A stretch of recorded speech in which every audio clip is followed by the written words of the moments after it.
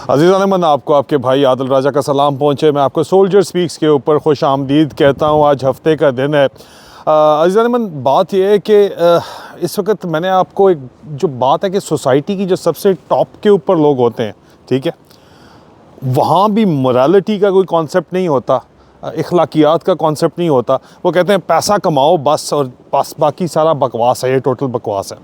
सबसे ऊपर वो पैसे को अपना बाप मानते हैं, खुदा मानते हैं, भगवान मानते हैं।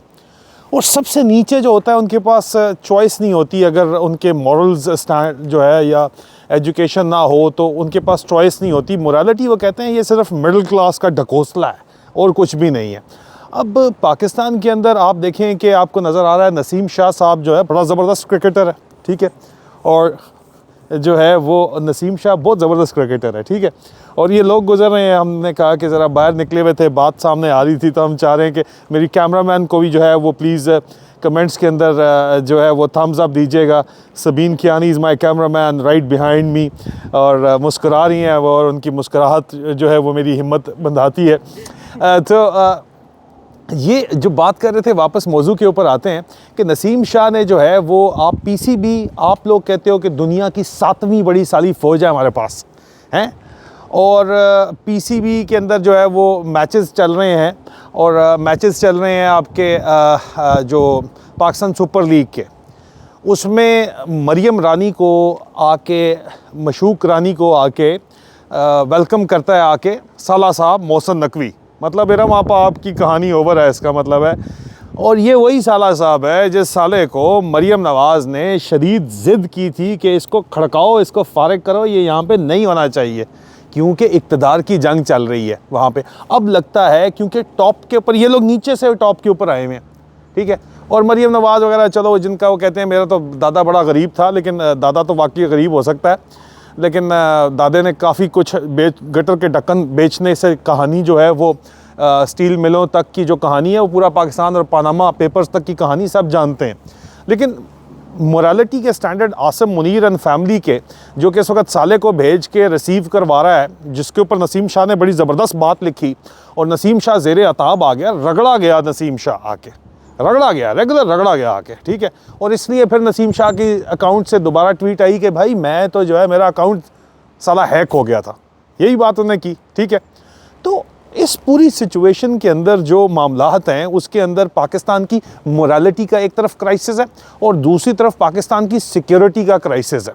मोरालिटी का क्राइसिस ये है कि ये दोनों कुत्ते बिल्ली की तरह आपस में लड़े थे, मरियम नवाज़ और जो है मोहसिन नकवी।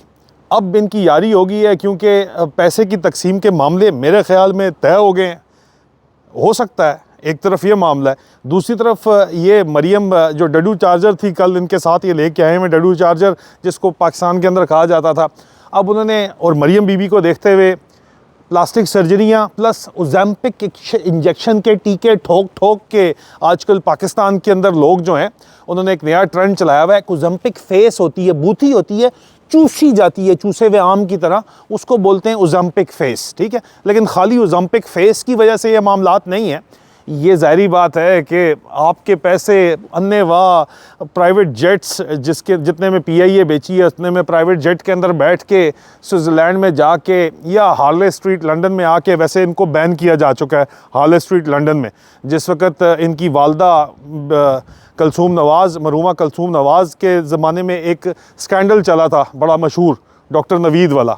उन्होंने इनको किया था, सू किया था कि मेरे ऊपर झूठे इल्ज़ामात लगाए गए हैं, और उसके बाद जो है हार्ले स्ट्रीट में इनकी एंट्री माना, इनका इलाज नहीं होता तो इनको स्विट्ज़रलैंड जाके अपना जो है ना मुंह की पज तोड़ करवानी पड़ती है, ठीक है। तो ये जो आपका टब्बर है जो टॉप के ऊपर, मोरालिटी मैं कॉन्सेप्ट आपको दे रहा हूँ कि टॉप पे भी नहीं है, डाउन पे भी नहीं है, क्योंकि इसको मैं आगे बिल्डअप करूँगा। और कल आपको मैं एक स्टोरी लेके आने वाला हूँ जो कि बुनियादें हिलाएगी पाकिस्तान की ताकत के आह्वानों की, जो कि मुझे शदीद तरीन प्रेशर करना चाहते हैं और मुझे ये कहते हैं कि यार बात सुनो, तुम मत बोला करो फ़ौज के ऊपर और ज़ाती मामलात के ऊपर मत बोला करो। ज़ाती मामलात हैं सालों के, पाकिस्तान पूरे को कोडा करके जो है इन्होंने उनके साथ जो काम कर रहे हैं, ठीक है ना, उनके साथ ऐन गैन पूरे मुल्क के साथ कर रहे हैं, ये आपके ज़ाती मामलात हैं जो आप ऐन गैन कर रहे हैं। आप यहाँ पे ज़ाती मामलात का मसला यहाँ पे नहीं आता। यहाँ पे पूरी की पूरी जब कौम अफेक्ट हो रही होती है, पूरी की पूरा मुल्क अफेक्ट हो रहा होता है, तो ज़ाती मामलात नहीं होते। तो पहली बात, नसीम शाह को रगड़ा क्यों जा रहा है इस वक्त?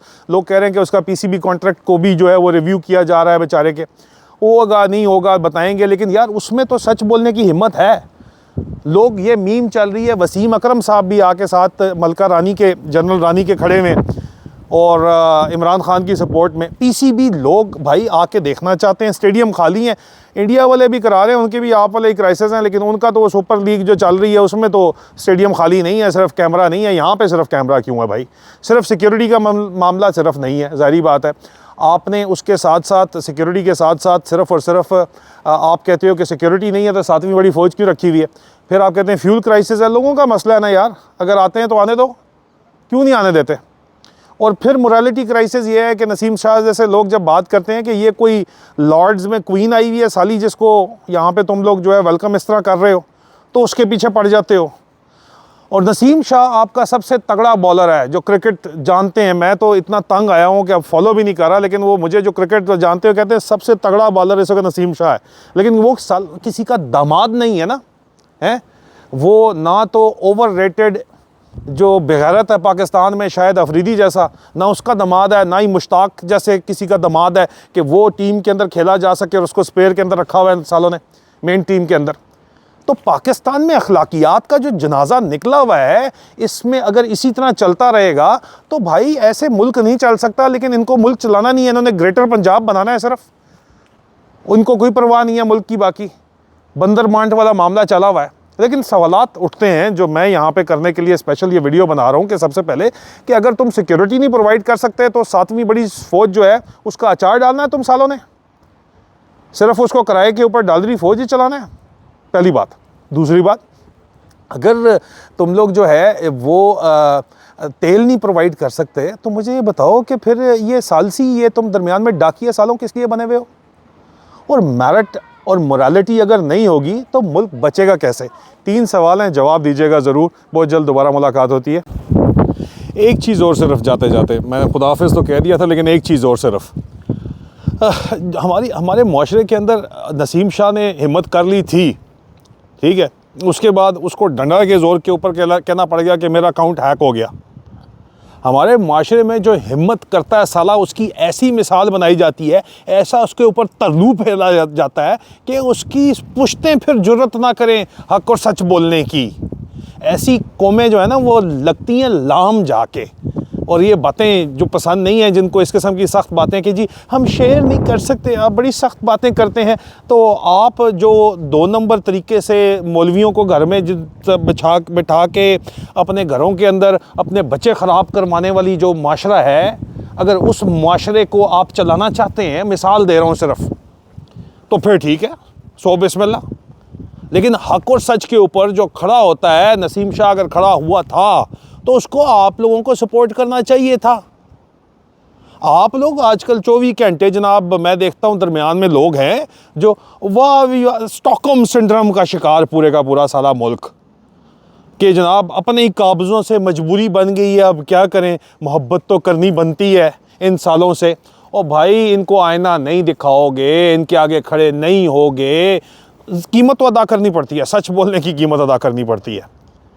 तो तुम्हारे बच्चों का सालों कोई मुस्तकबिल नहीं है, माजरत के साथ, लेकिन ऐसे अल्फाज फिर इस्तेमाल करने पड़ते हैं। ये तालीम बहुत ज़रूरी है। और ये जो माशरे में ऊपर और नीचे का तज़ाद है, इसके ऊपर कल जो मैं चीज़ लेके आ रहा हूँ, उसके बाद बहुत से लोगों की बहुत सी पतलूनें फटेंगी। मैं दोबारा प्रेशर के अंदर आऊँगा, लेकिन बहरहाल मैं तो हक और सच बोलूँगा माजरत के साथ। ये जो इस वक्त टीके ठोक के असल में तो जो पूरी कौम को टीका ठोका जा रहा है, इसका जो हकीकत है वो बतानी बहुत ज़रूरी है। अपना ख्याल रखें। एक दफ़ा फिर खुदा हाफ़िज़।